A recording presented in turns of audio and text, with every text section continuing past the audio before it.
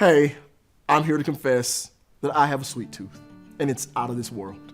I love candy, y'all. My kind of desserts are peach cobbler, some warm apple pie, some sweet potato pie, or some sour worms. Sadly, I've dealt with a considerable amount of cavities because I have a fear of the dentist. You know, I get it. You're supposed to have regular cleanings and then deep cleanings and do things here and there, and then you won't have cavities. But when they do show up, cavities show up as these small, tiny, invisible holes. But when they go untreated, eventually those small little cavities turn into these big gaping holes that need root canals and even tooth extractions to deal with. The candy reminds me of what Solomon calls the little foxes. Song of Solomon 2:15 mentions that the little foxes come and destroy the vine.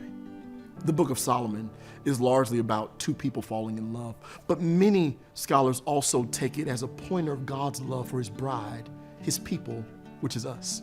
In one part of this love poem, the man compares the potential threats to their relationship like little foxes in a vineyard.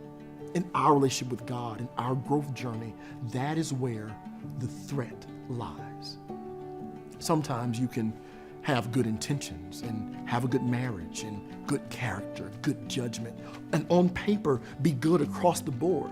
And on the surface, there's nothing wrong with you that's pulling you away from God. But it's these small foxes, these little gossipy conversations here and there, those thoughts of entitlement you have when you're flying by yourself and there's a crying baby on the flight. Those little foxes destroy the vine that connects us to Christ, and they pull us further from him because we don't yield our hearts to him.